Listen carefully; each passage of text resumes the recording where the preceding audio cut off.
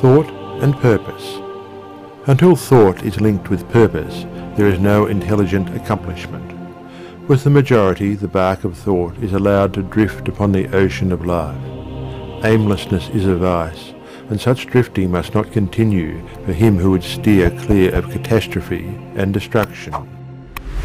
They who have no central purpose in their life fall an easy prey to petty worries, fears, troubles, and self-pityings, all of which are indications of weakness, which lead, just as surely as deliberately planned sins, though by a different route, to failure, unhappiness, and loss, for weakness cannot persist in a power-evolving universe. A man should conceive of a legitimate purpose in his heart and set out to accomplish it. He should make this purpose the centralizing point of his thoughts. It may take the form of a spiritual ideal, or it may be a worldly object, according to his nature at the time being. But, whichever it is, he should steadily focus his thought forces upon the object which he has set before him.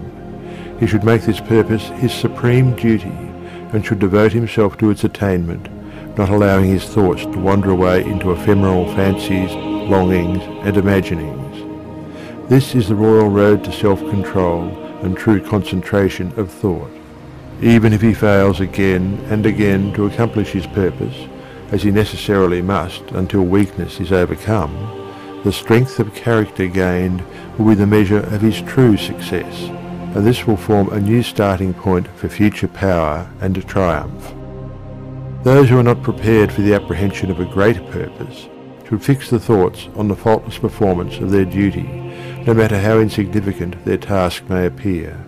Only in this way can the thoughts be gathered and focused, and resolution and energy be developed, which being done, there is nothing which may not be accomplished.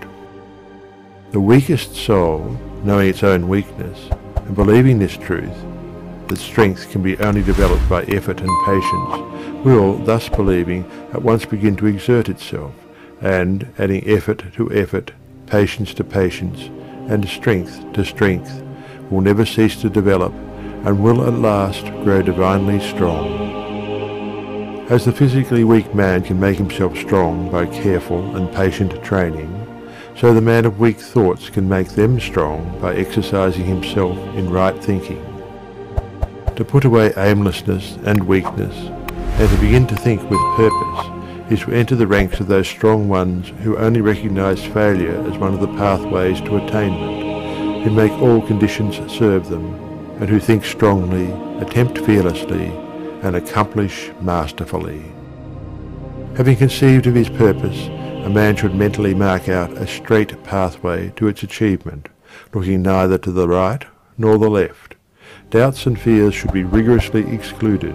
They are disintegrating elements which break up the straight line of effort, rendering it crooked, ineffectual, useless. Thoughts of doubt and fear never accomplished anything, and never can. They always lead to failure. Purpose, energy, power to do, and all strong thoughts cease when doubt and fear creep in. The will to do springs from the knowledge that we can do. Doubt and fear are the great enemies of knowledge, and he who encourages them, who does not slay them, thwarts himself at every step. He who has conquered doubt and fear has conquered failure. His every thought is allied with power, and all difficulties are bravely met and wisely overcome. His purposes are seasonably planted, and they bloom and bring forth fruit, which does not fall prematurely to the ground. Thought allied fearlessly to purpose becomes creative force. He who knows this is ready to become something higher and stronger than a mere bundle of wavering thoughts and fluctuating sensations. He who does this has become the conscious and intelligent wielder of his mental powers. End of section 4.